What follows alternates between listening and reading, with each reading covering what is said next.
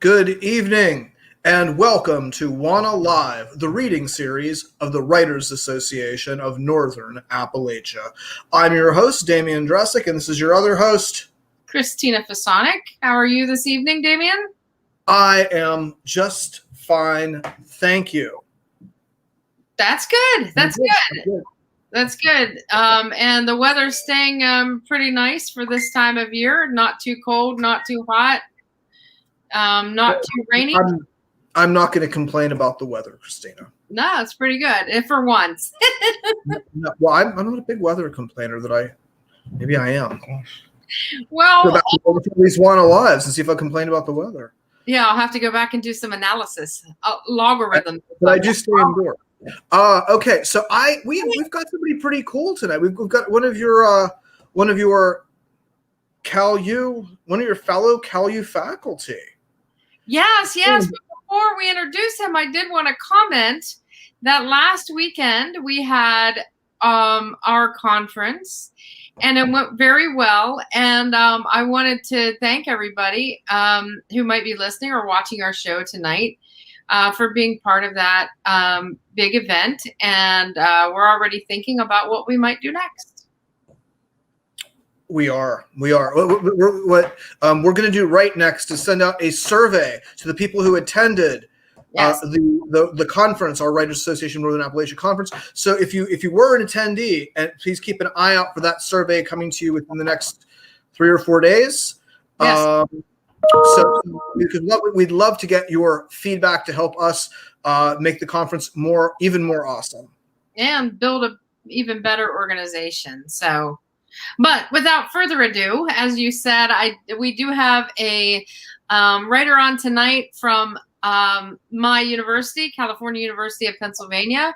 We've also had another writer on from CalU, so I'm feeling, pretty special to have such talented people in my department and my program. Tonight, we have Dr. Todd Carlisle. He's an associate professor of journalism and English in the Department of Culture, Media, and Performance at CalU. Prior to beginning his teaching career in 2002, he was a reporter for 11 years, working at the New Pittsburgh Courier, the Daily News, the Pittsburgh Business Times, Beaver County Times, and the Pittsburgh Tribune-Review. His literature research interests are protest, African American, and Appalachian.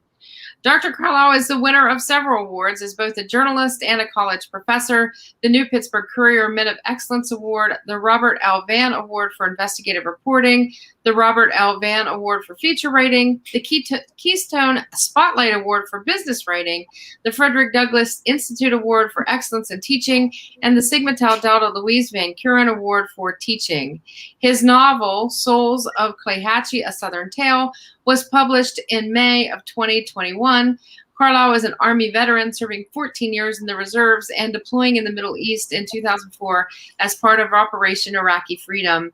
He also does volunteer work as a member of his fraternity, and I feel like I absolutely have to mention his fraternity because I know he is so proud of his work with them and that brotherhood, Phi Beta Sigma, and as a member of the Pittsburgh Black Media Federation. So let's bring Todd on.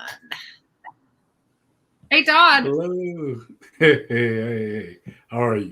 How are you? Good evening, Todd.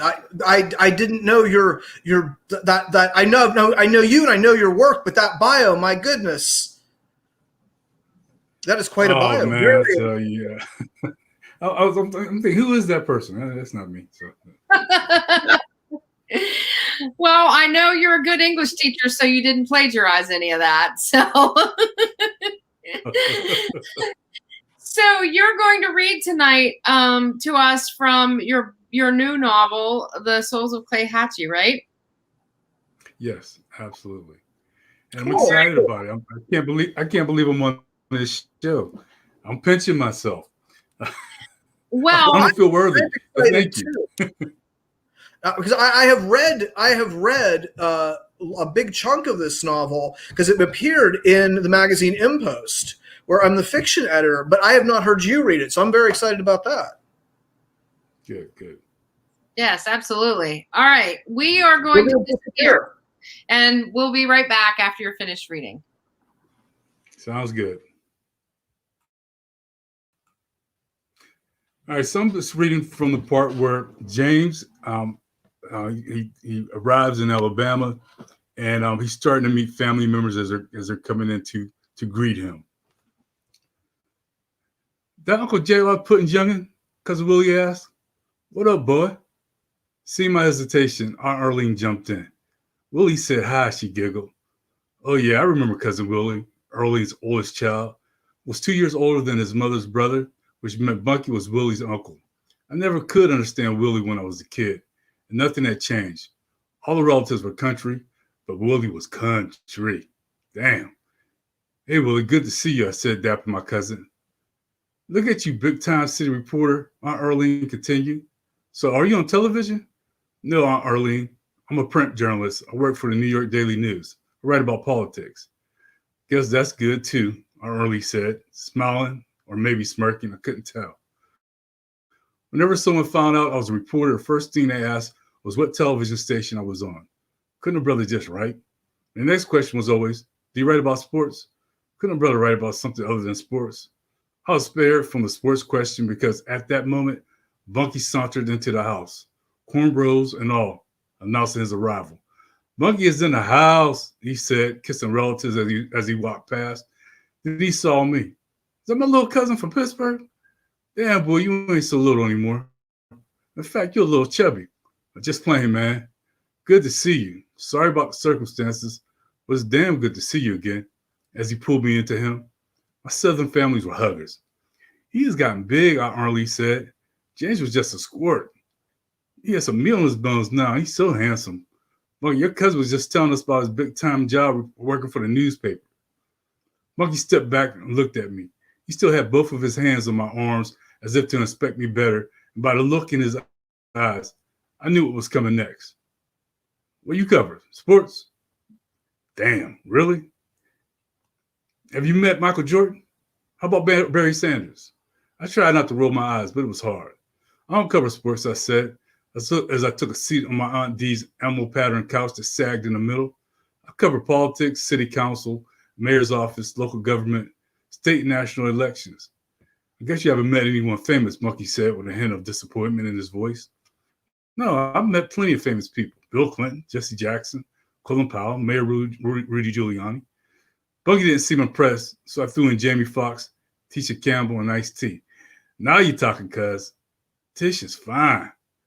Man, that boy Martin acted a fool with that girl driving her from that show. That nigga crazy. Hey, I don't want to hear any of that, Bunky, Aunt D said, leaning forward as if to get up. Sorry, Mama, but Tisha is fine. Yeah, she is, I said. In fact, she looks better in person. I miss my days covering entertainment, but politics is exciting in a whole different way. Politics, Aunt Arlene said, curling her lips. I know you keep a headache. Can't trust any of them, Democrats, Republicans. Well, I'm glad to see you. I wish it was under better circumstances, but you're home, and your mama's home now, too. You met Ice-T? Monkey interrupted. He's on that show where he plays that cop. How is Ice-T? Ice-T is cool, I said, pun fully intended. Monkey slapped me on my shoulder. We got a regular celebrity in our house, Mama, Monkey said to Aunt D. Boy, leave that boy alone, Aunt D admonished Monkey, who was grinning widely with a gold tooth in full view. Nah, I'm proud of him. I want to show him to the hood, Monkey said as he turned to me. Hey, James, you want to take a ride with me? I have to take care of a few things. It won't take long. Do I really want to ride with him? Who knows where he's going to take me? I've avoided dives and drug homes since graduating from college. I wasn't being bougie, but I just couldn't think of any other places Monkey would take me. That's my man, but I have forgotten his propensity for the city. Well, what the hell? Sure, let's ride. Aunt D and Arlene seemed to create a fortress of flesh, flab, and determination in front of the door with matching sets of folding arms and disapproving eyes. Monkey, where you taking James? Aunt D said. Don't be taking him to any of those rough projects, to any of those host girls' houses. In fact, James just arrived. Let him rest a while before you start dragging him all over town. You ain't taking him to no whorehouses, Aunt Arlene chimed in. Would y'all chill?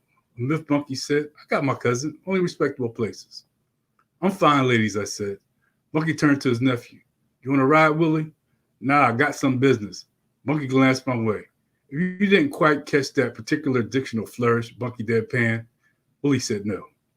Well, we could get out and see the area where my parents grew up, I said to Bunky. Mama talked about this place all the time. Okay, I guess it'll be all right, Aunt D interrupted.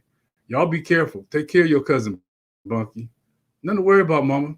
I won't keep him long, said Bunky as we walked out the door with his arm around my shoulders. Bunky led me to his classic 1994 white Cadillac. I could tell it was his pride and joy by the way he approached it, majestic-like. Bunky had the ride souped up. New stereo system, shiny rims, woofers in the trunk, put in a ludicrous CD. You ready to ride the dirty, dirty South? Bunky asked as he blasted Ludacris and lit a blunt. I'm ready.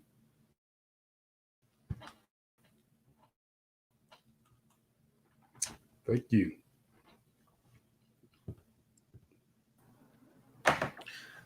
Outstanding. I really enjoyed that, Todd. That was terrific. Yeah, no, it was great. I have read the whole book, and I really, really got involved in it. I was messaging Todd while I was reading it because I was captivated by these characters. Like, I wanted to know what's happening with these people and where is this all going? And, you know, is the main character, is he going to willingly go back to the city, or is he going to want to stay in this place? Or, you know, can he have both of these worlds, you know, inhabit both of these worlds at the same time? You know, I just had like lots of questions as I was going through it. And it really kept me turning the pages. So I really loved reading this book. Yeah. Well, I love the complication. So thank you. There's a little delay on your end, Todd, so we've got to take a pause. Go ahead, Damien. What were you saying? No. The complication and nuance of the homecoming, social class and geography and ways of being in the world. And you've got, I think we all have that cousin that, you know, as much as everybody says he's not trouble, and he says he's not trouble, he's trouble. Yeah. Oh, yeah. Absolutely. And yeah, we all have those cousins, those folks that they're fun. They're especially fun when you're young. When you get older, though, you have to say, hey, maybe riding with him is not the best thing to do. But I love the character Bunky. He was just a lot of fun to write, and he seems to resonate with folks who have read the book. So, and again, I think he's a mixture of a lot of folks I know, a lot of people in my family. You know, I can look at and say, okay, there's some connection there. But yeah, he's a fun character. Well, it always makes, when I was reading it, it made me ask the question, am I the narrator or am I Bunky? Yeah, for sure. Well, hey, you think about me when I was writing this. I mean, you know, am I the narrator or am I James? Which I've been accused of often. So there are some similarities. I'm not James, I promise you. So this, Todd, this book came out in, is it May? Yes. Cool. Where do you have a copy you can hold up for us? Oh my God, I do not even have a copy upstairs in my office. I'm preparing for my my book reading, and so I have my copy downstairs. Sorry. So where can people find this book? Well, it's on Amazon, Barnes and Noble. They can find it there. Any of the independent bookstores, you can get it as well. Cool. Yes, and we should say, Todd, that tomorrow at Cal U, you will be reading from this book at 2 p.m. in the chapel in Old Main. And it's open to the public. So if you're around Cal tomorrow, stop in for that reading. It's also available over Zoom. And I think that's out on all of the social media channels at Cal, that Zoom link. So, and I will be introducing Todd again. Yes. So I got a little practice in tonight. And I'm really looking forward to hearing you read tomorrow. Thank you for coming on the show tonight. This was great. Well, thank you for having me. I enjoyed myself. I appreciate the opportunity to be on here. I'm honored. No, I really like the way you bring the characters to life in a live reading. Yes. I've been practicing.